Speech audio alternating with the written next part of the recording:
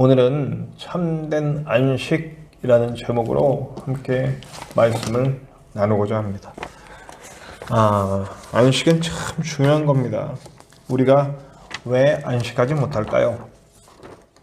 안식하지 못하는 이유는 참 여러 가지를 들 수가 있겠습니다. 현대로 갈수록 사실은 첫 번째 문제는 죄 때문이죠. 죄가 우리 안에 들어와서 그 죄가 우리를 주장하니까 그 안에 욕망이 생겨나고 그 욕망을 다스리지 못하고 욕망 가운데 이끌려 가면 계속해서 우리는 아프고 슬프고 괴로운 것밖에 될 수가 없고요. 자꾸 비교하게 되죠. 그래서 자꾸 비교하고 아파하고 누구와 비교하고 때로는 교만하고 그런 죄 가운데 물려들어서 그렇게 됩니다.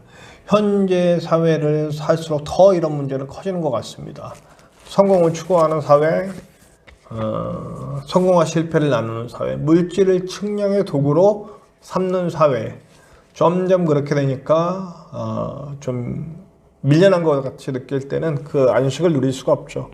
근데 제가 믿음에 대해서 늘 얘기하지만 믿음은 우리 주님을 믿는 겁니다. 그래서 주님으로 인하여 나의 안전함과 나의 존귀함이 채워졌어. 그게 믿음입니다. 그 믿음에 섰을 때 인간은 불행할 수가 없어요. 행복할 수밖에 없죠. 부디 저와 여러분은 행복하시기 바랍니다. 저로 인해서 안식을 잃는 그런 이들이 되지 않길 바랍니다. 요즘 보면 사실 모두가 불안하죠. 코로나 때문에 학교도 못 가고 또 이번에 또 그렇게 많이들 가셔서 춤추고 그렇게 하시다가 쾌락과 향락을 쫓아가시다가 가시는 분들 자꾸 정죄하게 되네요. 자꾸 그만하겠습니다. 어쨌든 아주 혼란하고 그러니까 학교 못 가니까 우리 고3들이 또 아주 불안해합니다. 네. 수능은 어떻게 준비해야 할지 또 내신은 어떻게 준비해야 할지 전혀 모르겠고 그러니까 모든 것들이 마비되고 있어서 사실 이것 때문에 우리 인생이 망가질까 봐 굉장히 안식하지 못하죠. 유대인들은 안식이라고 하시는 하나님의 명령을 뭘로 규정을 했냐면 일하지 않는 거다 이렇게 규정을 해버렸습니다. 하나님이 실제로 일하지 말라 하셨습니다. 안식이라는 말 중에 일하지 말라 하셨는데 사실 제가 늘 얘기하지만 유대인들의 특징 중에 하나는 말씀의 의미보다 말씀의 형식을 더 중요시 여겼다. 예배든지 삶이든지 신앙의 모든 그런 것들이 형식. 그러다 보니까 안식의 의미도 일하지 않는 것에 집중을 했습니다. 그래서 일하지 않는 법을 어떻게 하면 일하지 않을 수 있는가 이런 것들을 생각하기 시작했어요. 안식일에 일하지 말아야 될 것. 39개까지 정도로 정리가 되는데 쭉 읽어보면 씨 뿌리지 말 것, 박 달지 말 것, 곡식 단을 가루로 만들지 말 것, 곡식을 거두지 말 것, 곡식을 타작하지 말 것, 곡식을 까불지 말 것, 곡식을 가루로 만들지 말 것, 곡식을 찌지 말 것, 채찍질하지 말 것, 반죽하지 말 것, 채질하지 말 것, 굽지 말 것, 털 깎지 말 것, 빨래하지 말 것, 때리지 말 것, 염색하지 말 것, 실 짜지 말 것, 밧줄로 끌지 말 것, 두끈을 만들지 말 것, 두실을 짜지 말 것, 두실을 풀지 말 것, 많기도 하네요. 매듭을 짓지 말 것, 매듭끈을 풀지 말 것, 바늘로 2번 깁지 말 것, 두뜸을 깁기 위해 찢지 말 것, 사슴을 잡지 말 것, 죽이지 말 것, 껍질을 벗기지 말 것, 소금을 치지 말 것, 그 가죽을 만들지 말 것, 머리털을 밀지 말 것, 그것을 깎지 말 것, 두 글자를 쓰지 말 것, 두 글자를 쓰기 위해 지우지 말 것, 집 짓지 말 것, 헐지 말 것, 망치로 납작하게 때리지 말 것, 불을 끄지 말 것, 불을 켜지 말 것, 한 집에서 다른 집으로 물건을 옮기지 말 것, 39가지. 사실은 이게 지금 만들어졌다면 39가지로 정리가 되진 않겠죠. 그러니까 어떤 생산활동을 하기 위한 모든 것들을 막아버리는 겁니다. 그리고 이것들을 이 39가지로 안 되잖아요. 시간이 지나면 계속해서 이 39가지가 파생이 되잖아요. 아까 방금 전에도 말씀드렸듯이 이 39가지로 끝나지 않고 시간이 지나면 어떻게 됩니까? 막 수천 가지, 수만 가지 되겠죠. 근데 이걸 다 할 수가 없잖아요. 그러니까 어떻게 해야 돼?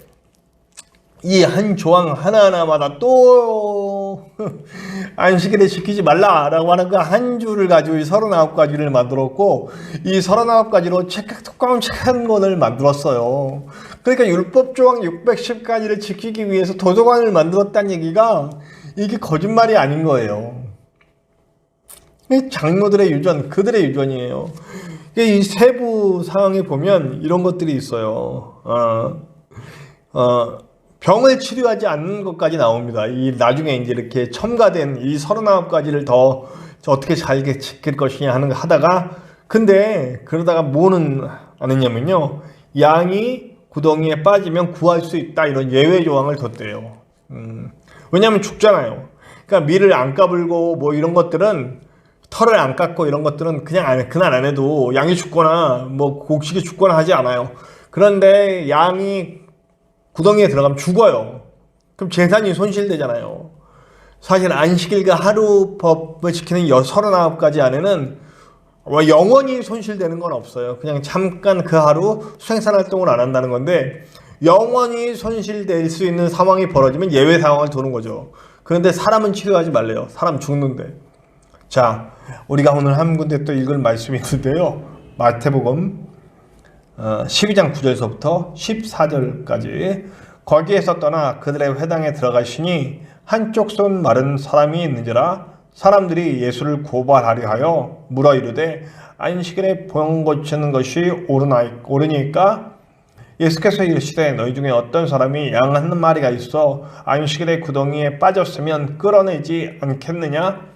사람이 양보다 얼마나 더 귀하냐? 그러므로 안식일에 선을 행하는 것이 옳으니라 하시고, 이에 그 사람에게 이르시되 손을 내밀라 하시니 그가 내밀매 다른 손과 같이 회복되어 성하더라.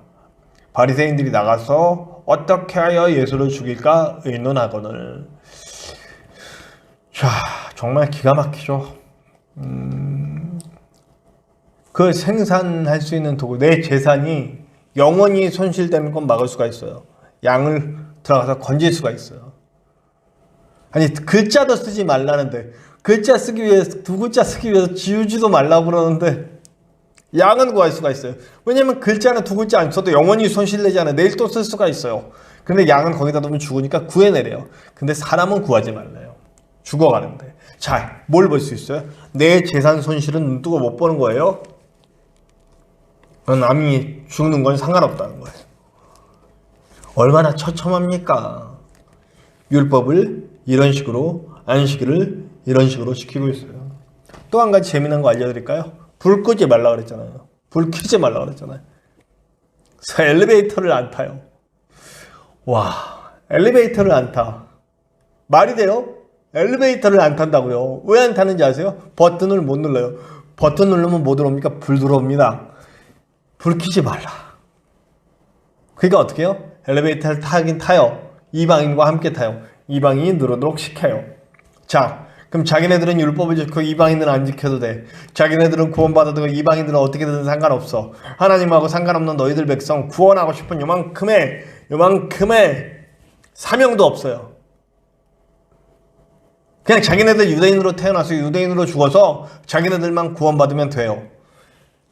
도무지 이게 안식입니까? 이게 하나님의 말씀이에요? 우리 기독교인들은 어때요? 나만 잘 되면 돼. 저는 내 아들만 잘 되면 되고 내 가정만 잘 되면 되고, 이런 식으로 신앙생활하는 모든 것들 그렇게 가르쳐왔던, 누군가는 떨어지고 죽고 피 흘린다 할지라도 나로 인해서 그런 일이 벌어져도 나만 잘 됐으면 그거 갖고 11조 하면 축복받는, 이게 우리 그리스도인들이라면 유대인하고 다를 게 뭐가 있습니까? 아주 나쁜 거죠. 하나님이 슬퍼 통곡하시는 거죠. 예수님이 이 바리새인들을 볼 때 얼마나 통곡할 마음이었을까요? 이 독사의 자식들아라고 얘기할 수밖에 없는 거죠. 어떻게 인간의 목숨을 구하는 일은 하지 말라고 그러고 자기 재산을 위해 양을 구하는 일은 할 수 있다고 그렇게 율법을 해석하느냐는 얘기죠. 이게 모두 죄 때문에 깨진 형상이잖아요. 하나님 앞에서 깨진 형상, 깨져버렸어. 우리의 형상은 깨져버렸어. 그러니 안식의 의미가 제대로 몰라요. 그러니까 계속 우리는 싸우고 죽이고 하고 있습니다. 이스라엘 백성들 그렇게 지금도 전쟁을, 툭하면 전쟁, 싸움과 분쟁을 일으키죠. 기독교, 예, 우리가 공격 많이 받고 있습니다. 우리의 교리가 좀 편협해 보입니다. 예수밖에 구원이 없다. 네. 저의 설교가 조금 약간은 좀 어렵게 들으시는 분들이 자꾸 제가 물질축복 아니고 자꾸 나눔과 섬김과 사랑과 이런 거 얘기하면 좀 힘들어 하시는 분들이 있더라고요. 근데 그게 복음인 걸 어떡합니까? 우리가 손해를 보고 죽더라도 다른 사람 살리는 게 하나님의 뜻인데요. 내가 내어주라는 게 하나님의 뜻인데요. 안식의 회복이 안 되는 이유는 안식은 진짜 모든 창조를 누리시고 가장 아름다움을 가지시고 하나님과 만나는 자리에서 함께 교제하고 사랑하고 나누는 예배의 시간이 바로 안식이잖아요. 완전한 육신과 영혼과 마음의 평안을 함께 갖고 그리고 영혼의 평화마저 얻을 수 있는 그것, 이건 바로 하나님의 나라에서 누리는 거거든요. 하나님 나라에서 누리는 게 어떻다고 그럽니까? 여러분, 독사굴에 어린이가 손 놓고 장난쳐서 물지 않고, 그리고 그런 일들이 벌어지는 거, 사자와 어린 양이 떠들고 이런 거잖아요. 근데 우리 인간은 계속해서 경쟁하려고 그러고, 그러니까 평화가 올 수가 없죠. 여러분, 출애굽기 16장 2절에서 5절을 보면 애굽 가마, 출애굽해서 나왔잖아요. 나오고 나서 뭐라고 얘기합니까? 애굽 가마에서 앉아서 고기 먹던 때가 좋았다. 그때로 돌아갔으면 좋겠다. 그러는 거예요. 이게 말이 됩니까? 지금 어떤 상황이에요? 그렇게 피라미드 이런 거 세우면서 노역을 당하고 심지어 죽고 막 이런 것들은 기억이 안 나. 그냥 거기서 잠깐 고기 먹던 것들이 기억이, 지금 없는 것들이 그때 있었던 것들만 기억하는 거예요. 지금 내게 채워져 있고 지금 내가 받고 있는 하나님의 사랑과 은혜와 자유와 이런 거 모르고 지금 없는 거에 집중하고 지금 없는 거랑 그때 있었던 거랑 자꾸 비교해요. 그때 억압됐고 죽을 것 같았고 그런 모든 강제 노역의 그런 것들은 다 까먹고 고기 먹었었다. 지금 당장 배고프니까 그거에만 집중하는 거예요. 내가 지금 없는 거 그거에만 집중하고 사는 거죠. 그러니까 하나님 원망되고 자꾸 안식을 가질 수가 없는 거예요. 그리고 나서 이제 그 일이 있자마자 요단을 건너고 그때부터 하나님께서 뭘 해주십니까? 만나와 메추라기를 내려주십니다. 일주일 동안. 5일 동안은 하루치를 걷고 6일째는 이틀치를 걷고 그 걷은 것들을 매일매일 다음날 아주 많이 걷어봤자 소용없어. 다음날 다 없어져 버려요. 그날 먹여주시는 하나님의 은혜를 경험하는 거예요. 광야는 참 하나님의 놀라운 진리가 담겨있는 곳입니다.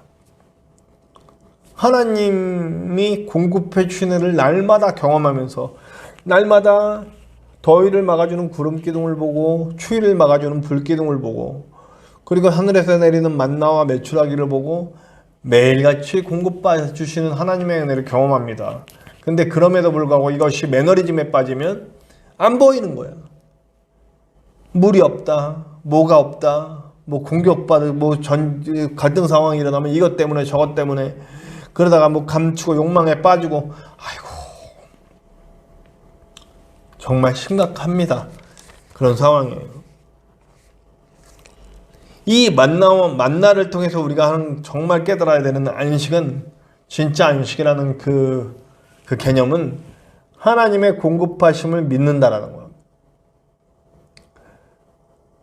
적금을 들고 적금 드지 말라는 말은 아니에요. 그냥 막 살라는 말도 아니고요. 분명히 성경은 게으르지 말고 부지런히 살라고 그랬어요. 근데 우리의 미래를 위해 자꾸 채우는 삶을 삽니다. 이것도 채우고 저것도 채우고 땅 투기를 하고 부정과 편법을 저지르고 그런 일들을 계속해요. 왜 하냐면 그런 일들로 좀 더 많은 부를 축적해 놓고 노후에 안락한 삶을, 노후가 참 어려운 시기입니다. 저도 사실은 가진 거 아무것도 없지 않습니까? 뭐 아시는 분도 있고 모르시는 분도 있겠지만 정말 미래를 보장할 수 없는 삶을 살고 있어요. 근데 지금 저는 노후에 대한 걱정은 하지 않습니다. 하나님이 날 진짜로 만져주시고 고쳐주시고 하나님을 볼 수 있는 삶을 만들어주실 때 깨달았어요. 공급하시는 분은 하나님이시다. 내가 믿고 의지할 건 내가 쌓아놓은 돈도 아니고 나를 인도해주시고 내 손 잡아주시는 주님뿐이다. 제가 너무나 좋아하는 찬양, 가끔 말하는 그 광야라는 찬양, 히즈웰이라고 하는 팀이 부른 그 광야. 주님 손 놓고는 단 하루도 살 수 없는 광야. 주님 손 놓고는 단 하루도 살 수 없는 그 광야. 매일매일 공급해 주시는 만나 없이는 살 수 없는, 아무리 내가 노력해서 많이 거둬도 주님이 없애게 하시면 없어지는, 썩어 없어지는 그곳.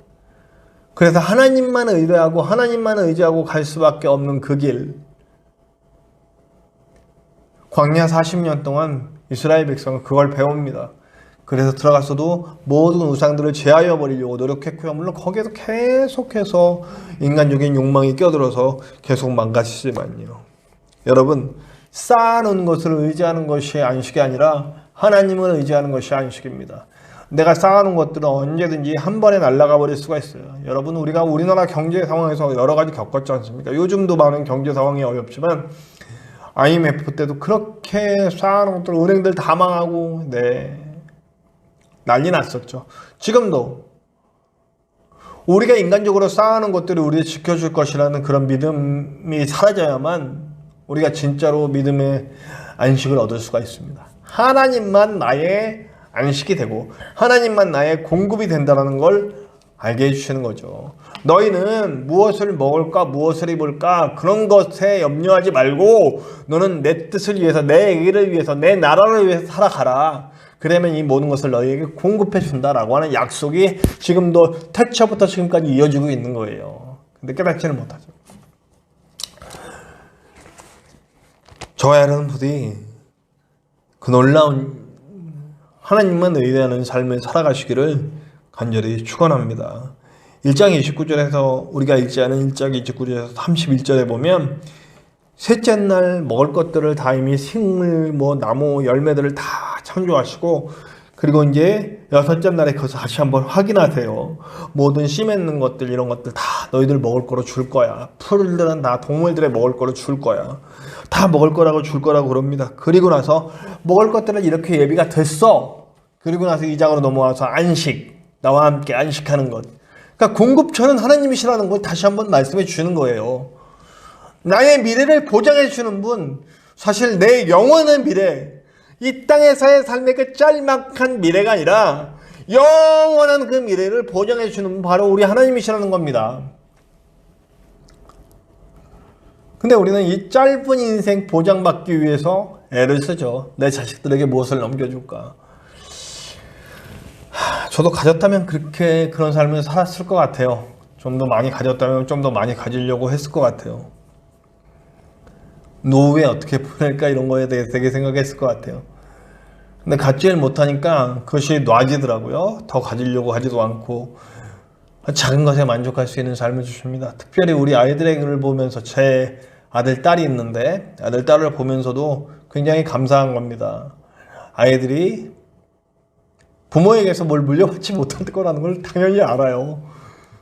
그렇게 아는데도 거기에 대한 불평과 불만이 없어요. 그냥 자신들에게 주어진 삶에 대해서 감사하고 살아가는 아이들을 볼 때 참 감사해요. 제가 만약에 뭔가를 남겨줄 게 있고 그랬다면 이렇게 되지는 않았겠죠. 하나님을 알 수 있게 되는 그런 계기들이 되는 것 같습니다. 물론 제가 전에도 말씀드렸지만 우리 아들에게는 좀 안타까운 마음이 있습니다. 우리 아들이 빨리 예수님 하나님께로 돌아와서 하나님을 제대로 섬기기를, 그러나 분명히 돌아올 거라고 믿습니다. 이걸 함께 모시는 여러분들, 함께 예배하시는 여러분들 다 같이 좀 기도해 주셨으면 좋겠습니다. 자, 결국 안식은 하나님을 의뢰하는 삶이냐 아니냐 여기서 결정되는 거죠. 부디 저와 여러분은 하나님을 의뢰하는 삶이 사시기 바랍니다. 오늘 예배도 마찬가지예요. 우리 모든 문제를 하나님께 내려놓고 하나님과 대화하는 시간, 하나님과 교제하는 시간, 상담하는 시간, 하나님과 만나는 시간이잖아요. 그리고 우리가 기도를 통해, 말씀을 통해, 찬양을 통해 우리가 응답받는 시간, 바로 예배의 시간이에요. 꼭 이 자리에 나와서 예배하는 시간이만이 아니라 우리의 삶의 모든 순간에 제7일에 주셨던 안식을 누릴 수가 있는 거예요. 부활하신 예수님과 만나고 교제하면서. 우리는 사실 안식일을 지키는 건 아니에요. 모든 삶 가운데 함께 해주신 하나님과 만나는, 우리가 주일도 안식일이 아니잖아요. 근데 마치 안식일 개념처럼 지키시는 분들이 있더라고. 저는 그런 분들 저보다는 훨씬 더 훌륭한 삶을 살고 있기 때문에 제가 비판하진 않지만 맞다고는 얘기할 수 없습니다. 그렇게 살아도 되고 안 살아도 문제 없습니다. 만약 그렇게 사는 것이 그렇게 살지 않는 것, 그 안식일처럼 이렇게 안식일법을 그대로 지키면서 주일날 그렇게 뭐 성도들과 교제도 나누지 않고 이런 것들을 살면서 그렇지 않은 사람들에 대해서 비판한다면 그거는 잘못된 겁니다. 그러나 우리도 비판하진 않습니다. 저도 비판하진 않습니다. 그렇게 사는 삶이 꼭 나쁘다라고 보지는 않습니다. 저보다 훨씬 더 거룩한 삶을 살고 계시니까요. 그러나 진짜는 우리의 모든 삶 가운데 하나님과 누리는 안식을 누리는 예배의 삶이 되어야 된다는 거죠. 부디 그 삶을 사시기를 간절히 축원합니다. 하나님만 의뢰합시다. 내가 쌓아놓은 부, 내가 재능, 내가 함께 관계 맺어주는 많은 사람들, 이런 사람들이 우리의 안식을 책임져 주는 거, 우리가 안식할 수 있도록, 우리가 안전감을 누릴 수 있도록 해주지 않습니다. 우리를 온전히 안전하게 하시는 분, 우리를 온전히 존귀하게 하시는 분은 하나님밖에는 없으십니다. 그분을 의지하고 그분과 동행하는 저와 여러분들 됩시다.